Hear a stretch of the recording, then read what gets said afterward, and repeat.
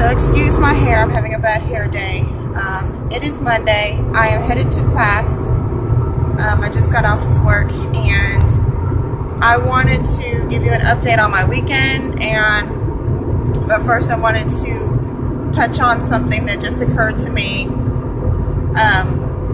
I am going to be graduating from UTD soon, and I have begun with the preparation of myself on what I'm going to do with my extra time after I graduate. Aside from spending more time with my girls, I'm going to be focusing more on strength fitness, and I was just considering, you know, what my options were to do that, and, you know, thinking about ways to make sure that I can remain motivated. And I've seemed to have fallen into a pretty mediocre mindset when it comes to fitness and exercise, and I was kind of realizing that as I was talking to myself and kind of heard myself making excuses for things. And I was in the Army Reserves for 6 years, and a large portion of the training part of that experience was physical training and exercising at least 5 days a week. It was part of my job, and I got up every morning and I did it. I'm the type of person that if it's my job to do something, I have no problem with doing it. And I am great with things that I form habits with. So, you know, I did good with that program and being required to get up every morning and exercise 5 days a week. So after I had my oldest daughter and I started to try to lose the weight, I started to exercise 5 days a week because I had access to a fitness center at my job. And it was easy for me, and I didn't really have to think about it, and I just kind of fell into the same routine that I had when I was in the military of waking up and exercising, taking a shower, and starting my day. So I was thinking, and I was like, you know, just do that same thing. Treat it like it's a job again. You know, once you graduate, don't stop going to class, I guess, you know.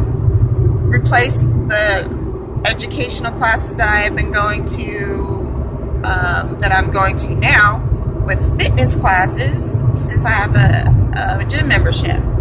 And times that I was doing homework, studying at home, of course I'm not going to stay up until midnight and 2 o'clock in the morning, but spend that time that I was using for homework and do at-home exercises. So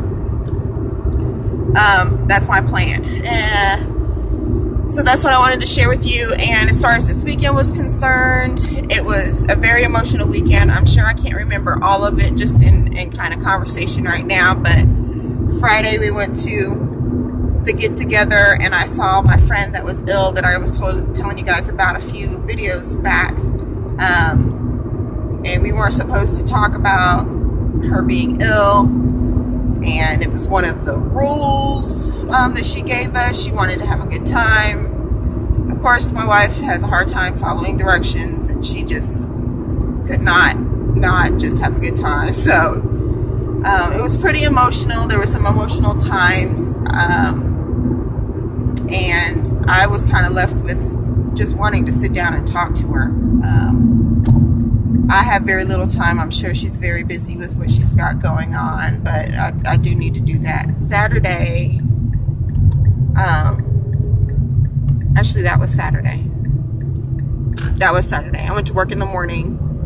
Then we went to my wife's aunt's house to do some planning for a family reunion. And then we went to the get-together from our friends. So that was Saturday. And Sunday,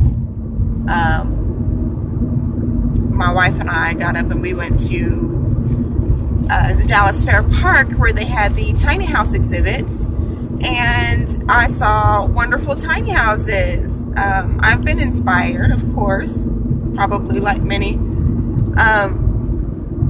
through veganism, to try in a more minimalistic approach. I think that's just like a given that happens through your progression in conscientious living. But I was really intrigued by the tiny houses and the ideas of that. I had problems previously with just trying to conceptualize in my mind having this big huge house that would symbolize success, and just dealing with all of that room and cleaning it, and you know, going into my old age with this huge house symbol and how I was going to deal with that. And tiny house just seemed like the perfect answer to it. It'd be just enough room for my wife and I after the kids were gone and we were empty nesters. We could travel the world, not have to worry about our mortgage, because that's something that you can pretty much pay for out of pocket. Like, you can build a tiny house for like 40 grand, the price of a car. So she saw the models and she was intrigued, and she said that they looked very interesting. It led to a discussion with us talking about the tiny house being an option. She's still kind of on the fence, but I think she's kind of opened her mind a little bit to some other options for us when we're empty nesters and when we retire, which in my opinion I would like to happen within the next 20 years or less.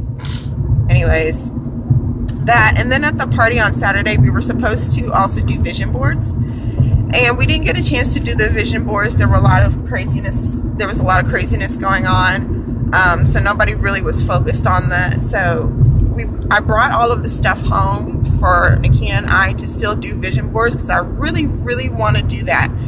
I really want us to sit down individually. I mean, we can sit down together, but not depending on what the other person has on theirs. Like, make our own vision board, and then afterwards come together, you know, find our commonalities and kind of start, you know, meshing our vision a little bit more. But I was really interested into that, so I brought that home, and hopefully me and Nakia can get some extra time soon to sit down and do that. But that's pretty much it. I'm just, you know, living and surviving and being vegan. Oh, and on my Facebook page, I shared more nutritious content as far as the vegan message is concerned. I got a few likes and stuff from my sister and my father, who are typical supporters for my activist statements online, but not many people else. And I also kind of had dampered down some of my, I've always been an activist online for feminists and raising awareness to stop body shaming, whether it's for, you know, women or men. So I started putting more of that stuff on there again today too. And here came the trolls. Okay, so right now my number one troll, or who was my number one troll, was my cousin. And he can be quite the douche, and he does it on purpose. I don't think he can help himself sometimes. But when it came to veganism, I sent him a bunch of studies after he kept trolling my posts.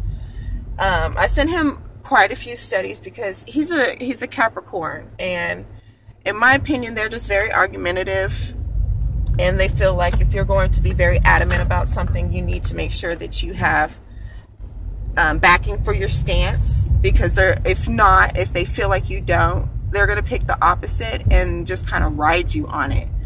And it's not because, you know, they're just argumentative people. They just put a lot of thought into their beliefs and the things that they say, and so they feel like other people should do the same. So I don't fault him at all. It's quite annoying at times, but I don't fault him. So he trolled on one of my posts today about something that didn't even have to do about veganism, which was funny because, like I said, he had used to troll all the time on my veganism posts, my animal activist posts. And it got to the point where I was like, look, dude, you know, enough is enough. Let me send you some articles. And I sent him some articles, you know, scholarly articles, peer-reviewed studies that show the intelligence of animals, number one, and the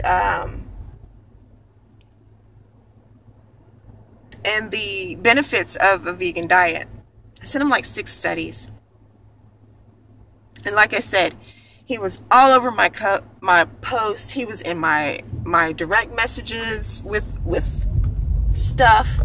After I sent those articles to him, I heard nothing from him. Nothing. He didn't like posts. He didn't anything. I had to check a couple weeks after I realized that I hadn't heard anything from him to see if he was even my friend, which he was. But I didn't hear anything else from him about it. And, you know, I was like, okay, you know, I guess you can't argue with peer-reviewed scholarly articles. So that was great. But, you know, I guess I kind of was like assuming, well, maybe he's muted my post. He wasn't looking at them anymore or something like that, or whatever. I didn't assume that he genuinely backed off because he heard what I was saying and he was possibly considering it. Until today, when he trolled on that post, that feminist post. It wasn't even feminist post. What was the post about? It was about transgender rights, actually. About the law saying that it was okay for you to go in your gender specific in the bathroom that you identify with for your gender. Like, duh, it's a social construct. So why wouldn't you use your social skills to decide what it is that you claim for your gender and go to that appropriate restroom? So I made a post about that, and he basically was like, oh no, this law is for weirdos to be allowed to come in and take pictures of you guys in the bathroom. Dumbass. But that just showed me that he's still reading my posts. He hasn't muted me. He's still learning.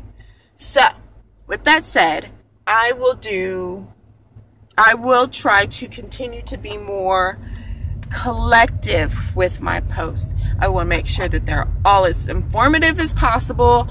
I'll try to get in as much information as possible on both the nutritional aspects of veganism as well as the ethical benefits, the ethical requirements of veganism.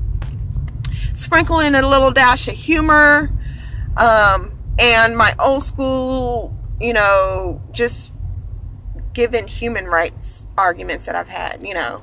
So I'm just going to try to be more inclusive because it's more representative of me, I guess. But yeah, that's my update. I am here at the school, and as usual, parking sucks. So I'm going to let y'all go, and I'll upload while I'm in class because we have Wi-Fi.